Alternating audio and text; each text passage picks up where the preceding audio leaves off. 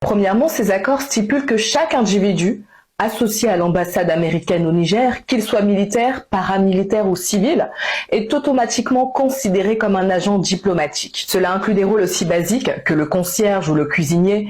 Ce statut diplomatique leur accorde l'immunité face à de nombreuses lois et réglementations locales, ce qui leur place en quelque sorte au-dessus des lois nigériennes. Deuxièmement, ces accords permettent aux Américains d'entrer et de sortir du Niger en utilisant uniquement leur carte d'identité américaine, sans besoin de visa ou d'autres formalités. Ce privilège spécial peut être perçu comme une atteinte à la souveraineté du Niger, car il compromet le contrôle du pays sur ses propres frontières. Troisièmement, sous ces accords, toute licence professionnelle délivrée par les États-Unis est automatiquement reconnue au Niger, sans frais supplémentaires, et est considérée comme légitime. Cela signifie qu'un professionnel américain n'a pas besoin de passer par les processus de certification nigériens. Quatrième, les permis de conduire américains sont valides au Niger et leurs détenteurs bénéficient d'une immunité diplomatique totale.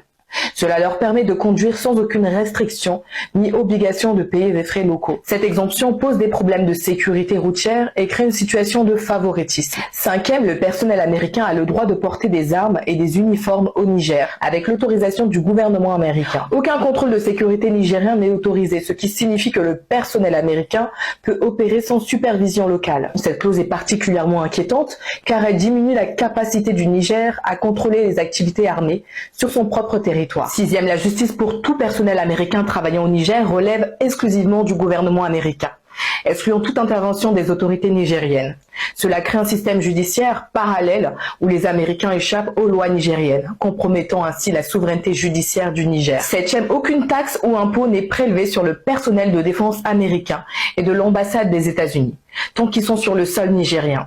Cette exemption fiscale prive le Niger de revenus potentiels et crée une situation inégale par rapport aux citoyens et entreprises locaux qui doivent s'acquitter de leurs obligations fiscales. Huitième, le personnel américain avait la possibilité d'importer librement tout ce dont il avait besoin, que ce soit de la nourriture ou du matériel de défense, sans inspection ni restriction. Cette liberté d'importation pouvait potentiellement conduire à une absence de contrôle sur ce qui entrait dans le pays, posant des risques pour la sécurité nationale et économique. 9. Les véhicules du département de défense américain pouvaient circuler librement sur le territoire nigérien, sans payer de taxes locales. Cette exemption crée une inégalité par rapport aux véhicules locaux, contribuant à un sentiment de privilège injuste accordé aux Américains. Dixième, les avions militaires américains étaient exemptés de taxes d'atterrissage et de parking lorsqu'ils étaient au Niger. Cela réduisait les revenus potentiels des infrastructures aéroportuaires nigériennes, augmentant encore le sentiment d'inégalité économique. Onzième, le Niger devait accorder aux États-Unis les mêmes privilèges et avantages que ceux accordés à d'autres pays. Cela signifiait une uniformité des privilèges, mais posait aussi la question de savoir si ces accords mettaient en péril la souveraineté du Niger. 12. Les États-Unis avaient également le droit de construire des installations militaires ou civiles au Niger avec accès aux matériaux de construction nécessaires. Cette clause permettait aux États-Unis d'étendre leur influence infrastructurelle sans restriction, ce qui pouvait poser des problèmes de sécurité et de contrôle territorial pour le Niger. 13e. Le Niger devait accorder aux États-Unis un accès complet au sceptre des radiofréquences sur son territoire. Cela signifiait que les autorités américaines avaient la permission d'utiliser et de surveiller les différentes bandes de fréquences radio présentes au Niger. En permettant aux États-Unis un tel accès, le Niger partageait une partie de son infrastructure de communication, permettant aux États-Unis de surveiller les communications sur son territoire. Ces accords montrent à quel point les États-Unis avaient une influence considérable sur le territoire nigérien, compromettant souvent la souveraineté et l'autonomie du pays. Un accord secret entre le Niger et les États-Unis secoue l'Afrique entière. Sous couvert de coopération, Washington obtient le droit d'armer ses hommes, de circuler librement et d'échapper à la justice nigérienne. Encore une fois, la souveraineté africaine est piétinée au nom de la sécurité. Mais l'Afrique, lucide et éveillée, refuse désormais de courber l'échine. Ce qui se passe aujourd'hui au Niger n'est pas une simple polémique diplomatique. C'est une gifle à la souveraineté africaine. Un document qui, s'il est authentique, met à nu la nature même du rapport entre l'Afrique et l'Occident, un rapport de domination, de mépris, d'humiliation. Un accord signé entre un État africain et les États-Unis, dans lequel il est écrit noir sur blanc que des citoyens américains peuvent entrer, sortir, circuler, porter des armes, échapper à la justice du pays hôte, sans aucune contrainte, sans aucun respect pour la nation qui les accueille. Voilà ce que le monde appelle encore un partenariat stratégique. Nous, Africains lucides, nous ne sommes pas surpris.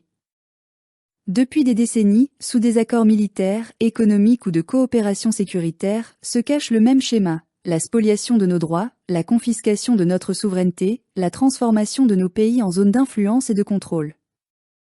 Ce n'est pas un hasard si ces accords sont toujours signés dans le secret, loin des parlements, loin des peuples.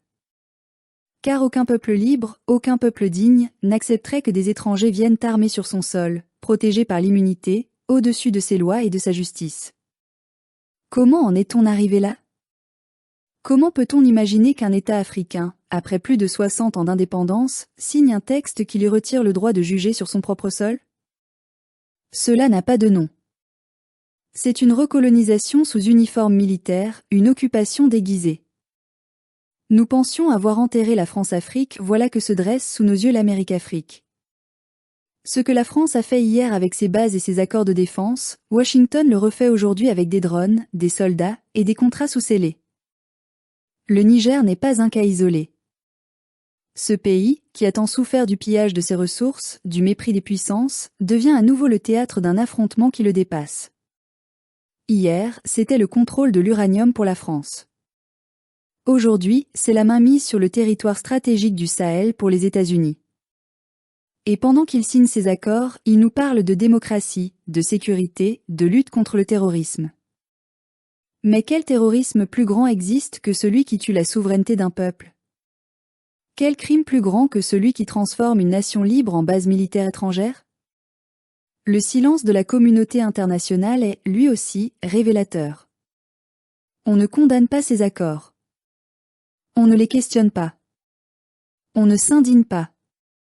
Pourquoi? Parce qu'ils profitent aux puissants. Parce qu'ils garantissent que l'Afrique restera une terre de ressources, de minerais, de main-d'œuvre bon marché et de docilité politique. Quand un pays africain signe un accord de partenariat militaire avec la Russie, on crie au scandale, à l'autoritarisme, à la menace géopolitique. Mais quand ce même pays signe un pacte de soumission avec Washington ou Paris, alors c'est un engagement pour la sécurité régionale. Les mots changent, mais le fond reste le même, l'Afrique n'est pas libre. Le Niger, aujourd'hui, en est le miroir. Un pays censé être souverain, mais qui ouvre sa porte, sans condition, à des forces étrangères qui n'ont de compte à rendre à personne. Des soldats américains armés, au-dessus des lois nigériennes. Des citoyens américains protégés, même s'ils commettent des crimes sur le sol africain. C'est inacceptable. Mais ce scandale est aussi un révélateur. Il montre pourquoi les peuples africains se tournent vers d'autres horizons. Pourquoi, aujourd'hui, la Russie, la Chine, l'Iran ou les pays des BRICS suscitent un espoir nouveau. Non pas parce que nous aimons être dépendants d'autres puissances, mais parce que nous cherchons enfin des relations équilibrées, fondées sur le respect mutuel. Nous ne voulons pas de nouveaux maîtres, nous voulons des partenaires. Nous ne cherchons pas l'aumône, mais la dignité. Le Niger, par sa position géographique, par ses ressources et par son rôle dans la sécurité régionale, est devenu un enjeu géopolitique majeur. Ce n'est pas le hasard si les puissances occidentales s'y accrochent. La présence américaine au Niger n'a jamais été philanthropique. Elle n'est pas là pour la paix, mais pour le contrôle. Contrôle du territoire, des routes commerciales, des flux migratoires, et surtout des ressources naturelles. L'uranium, l'or, le pétrole, autant de richesses qui attisent les convoitises et justifient, pour ces puissances, toutes les ingérences. Ce qui se joue aujourd'hui au Niger dépasse le Niger lui-même. C'est le combat de toute l'Afrique. C'est le même scénario au Burkina Faso, au Mali, au Tchad, au Congo, en Côte d'Ivoire. Partout, des gouvernements signent des accords inégaux, en catimini, pendant que leur peuple crie famine. Partout, nos armées deviennent des supplétifs des puissances étrangères. Partout, nos institutions sont vidées de leur substance. Et partout, le même refrain, sécurité, stabilité, coopération. Des mots creux pour masquer la servitude. Mais nous ne sommes plus dupes. Nous avons compris que la sécurité d'un pays ne vient pas des bases étrangères, mais de la justice sociale, du développement, de la confiance entre le peuple et ses dirigeants. Nous avons compris que la vraie stabilité ne se décrète pas dans des ambassades, mais se construit dans les champs, les écoles, les usines. Nous avons compris que la souveraineté n'est pas un slogan, mais une lutte quotidienne contre la dépendance. Alors oui, l'Afrique a eu raison de se tourner vers d'autres horizons. Oui, elle a raison de tendre la main aux BRICS, de dialoguer avec la Russie, de diversifier ses partenariats.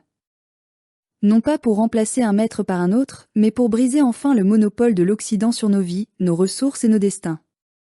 Nous devons apprendre à dire non.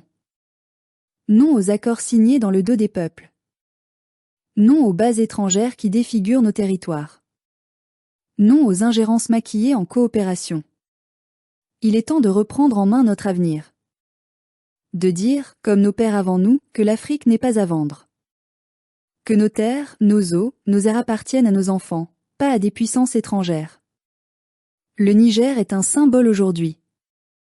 S'il se dresse contre cet accord, s'il ose le dénoncer, il enverra un message clair à toute l'Afrique. Notre dignité n'est pas négociable.